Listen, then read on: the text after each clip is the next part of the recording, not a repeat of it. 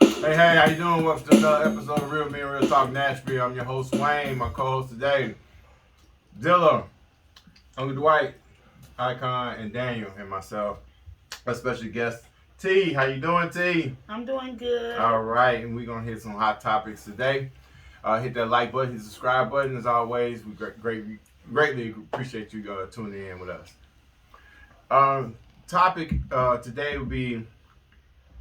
I'm not sure if everyone saw it. We had an older lady in her 60s got pulled over by police and yanked out of her car by her hair. Their excuse was because she was speeding, threw her on the ground, forcibly handcuffed her, and charged her with resisting arrest and some more crazy stuff. My question is, and I'm looking at it from a perspective of more like a hidden agenda. The reason I say that is because I asked the question, when something like this happens, when it's dealing with blacks, it's automatically hit on the post, it's on the web, it's generated through Facebook, Twitter. These postings pop up.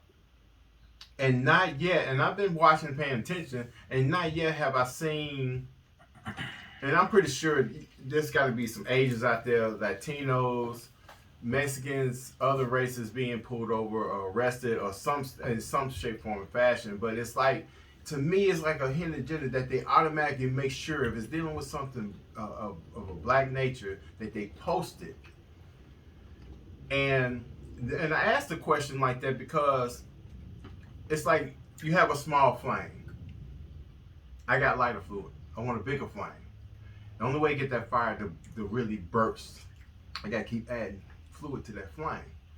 And it's like, I don't see any other postings of police mishandling other ethnic groups of any kind. Not even arrests, not even a simple arrest. Is there to me, there's a hidden agenda because I'm asking myself, if it's a racial war that they trying to accumulate and civil unrest, who's the gain from this? What is the gain from this? Because you look at a structural climate that's going to collapse. You're looking at social unrest.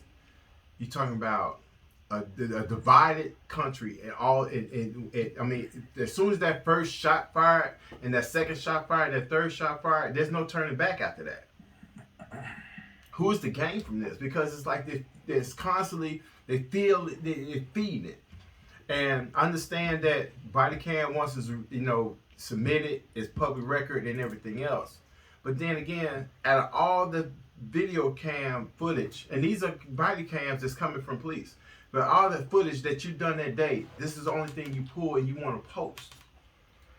It's like it's like you picking what you choose to put out there because you know there's a controversy behind it. I have to jump in there and disagree because there's tons of videos on social media of where white people holding guns, swords, and talking bad to the police, and nothing happens to them. Right. The reason why our videos stand out is because this is a light that we've been trying to shine on for almost 100 years now.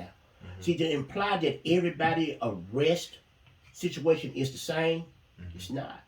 Right. And that's what I was going to interrupt and say. I think it's really that during today's time, because it's not like this just started. It's been going on all our life. No matter if you're my age, older, whatever the case may be, you've always dealt with some type of mishap of not being considered or handled the same way the opposite race is handled.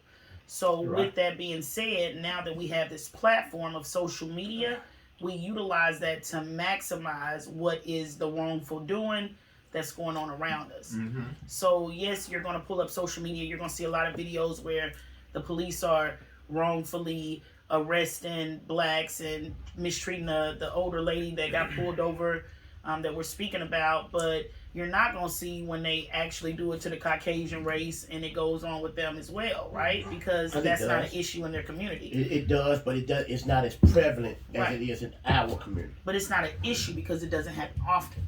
So what we do is we maximize that opportunity to use that to make it the Black Lives Matter movement in reference to gaining visual aspects notoriety, of yeah. what's going on. But my thing is that it's like you pick and choose what you choose to show, because you know that's going to start controversy. You know that's what's in everybody's format now. Well, it's been about. It's So been brought I to mean, the light that it happens. so in other words, if they snatched a white dude out of a car and drug him and beat him up, that's not what's going on right now. We don't want that. We ain't gonna show They're that. not gonna show that because- but the chances of that happening are very slim. How we know that? Because I we mean, don't I ever wouldn't see it. necessarily say that, but they're not going to If that show was the that. case, then those same white people, the same way this woman said, "Hey, I was arrested wrongly. Pour the footage." The white people should be saying, "Hey, I was arrested wrongly. Pour the footage." It's a show on Facebook that I follow called Cop Block. And I was going to say 90% of the videos is white people. And I was going to say it is because if I'm not mistaken, I looked at something on Facebook that showed this sergeant in Texas or something like that, and what he was doing, no matter if you were black, white, or whatever, he was manipulating the circumstance of pulling you over. So if you get pulled over, you have a passenger in your car, right? If the police officer has a charge against you, then technically that passenger belongs to the state as a witness, right? But he was marking it where he wasn't even including them, which meant when it came time to go to court, their name is not even on the arrest record as anyone was in the car with them. So you can't bring this witness in to basically be substantial.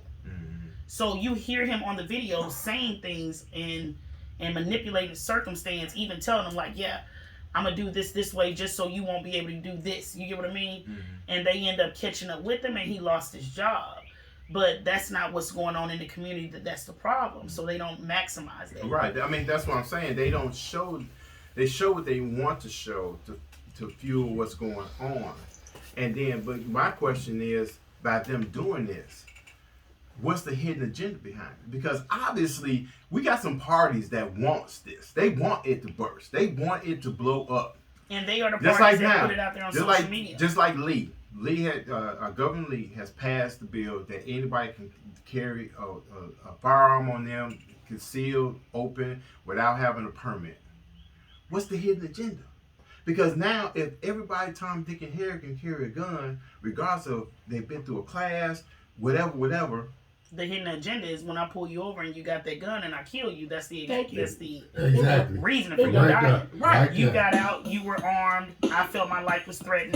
We're going to Exactly. leave it up to the district attorney to It gives decide them the what my license fate to is. To kill you. Right Yep, now, it's exactly. hard to kill you and get away with it. Yeah, when you have to go to the actual option to register or get your license to carry a firearm, that gives them the opportunity to check to make sure that you are productive in society and not causing any ruckus, right? When you take all of that out and you give these people the option to carry firearms, you're saying I don't give a damn if they're working class citizens or if they fucking ruthless. You get what I mean? If I pull you over and I feel my life is threatened, I'm gonna kill you. Because I And saw a white female Caucasian in Walmart actually carrying her weapon outside. She had a dress on with a baby. Yeah. And I'm like, what the fuck? You know, And so. you get that where I'm from in Hey. Alabama every day. Hey, thank you for showing up and showing out. Real Me, Real Talk Nashville as always. Thank you for coming up and showing out with us. Hey, thank you for our special guest T. Check us out. Hit that like button, subscribe.